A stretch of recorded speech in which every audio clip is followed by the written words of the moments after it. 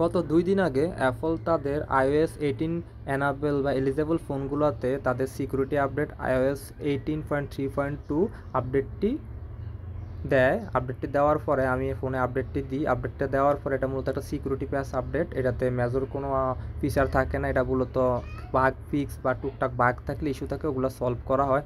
তো আমি ক্যামেরাতে কিছু ইস্যু পেয়েছিলাম, যেমন গোলা হয়ে যাওয়া বা লেন্স সুইচিংয়ের সমস্যা, এগুলো আমি ফিক্স হয়ে গেছে। তার মধ্যে আরেকটা সমস্যা পেয়েছিলাম, যেমন স্টোরেজে ঢুকলে সিস্টেম ডাটাতে অনেক বেশি ফুল দেখাতো, যেটা কেন দেখাতো জানি না। পরে এই আপডেটটা আসার পরে এখন অনেকটা ফ্রি হয়ে গেছে সিস্টেম স্টোরেজটা। এটা আপনাদের হয়েছে কিনা আপডেট দেওয়ার পর অবশ্যই কমেন্ট সেকশনে জানাবেন।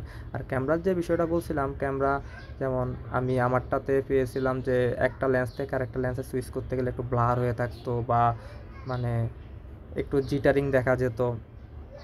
তারপর ভিডিওতেও কিছু ইস্যু পেয়েছিলাম যেগুলা এই আপডেট দেওয়ার পরে সলভ হয়ে গেছে, বাট আগে থেকে একটু স্মুথ হয়েছে। আর ভিডিও আগে থেকে স্মুথ হয়েছে। আপডেটটা দেওয়ার পর যে বাগগুলো ছিল ওগুলো সলভ করে দেওয়া হয়েছে এই আপডেটটা দেওয়ার পর। তো আপনারা যারা আপডেটটা আসছে অবশ্যই আপডেটটা নির্ভয় দিয়ে দিতে পারেন, আপডেটে কোনো প্রকার সমস্যা নেই। আরেকটা সমস্যা পেয়েছিলাম iOS 18.3.2 আপডেট দেওয়ার পর সলভ হয়েছে, সেটা হলো যে ওয়াইফাই অন থাকা অবস্থায় মাঝে মধ্যে ডিসকানেক্ট হয়ে যেত, ওয়াইফাই রিকানেক্ট হতে চাইতো না, এটা ফিক্স হয়ে গেছে। আর ব্যাটারি ইস্যুতে একটু ইস্যু পাইতাম, এখন ব্যাটারি ব্যাকআপ আগের থেকে একটু বেশি পাই আমি। আর চার্জ দিলেও আগের থেকে মতো অতটা গরম হয় না। কিছু বাগ ছিল আগের আপডেটটাতে, যেটা এখন অনেক অংশে সলভ হয়ে গেছে। তো যাদের এই আপডেটটা আসছে অবশ্যই আপডেটটা দিয়ে দিবেন। আর কল ড্রপের যে ইস্যুটা ছিল, মাঝে মধ্যে কল ড্রপ হতো, ওইটাও সলভ হয়ে গেছে।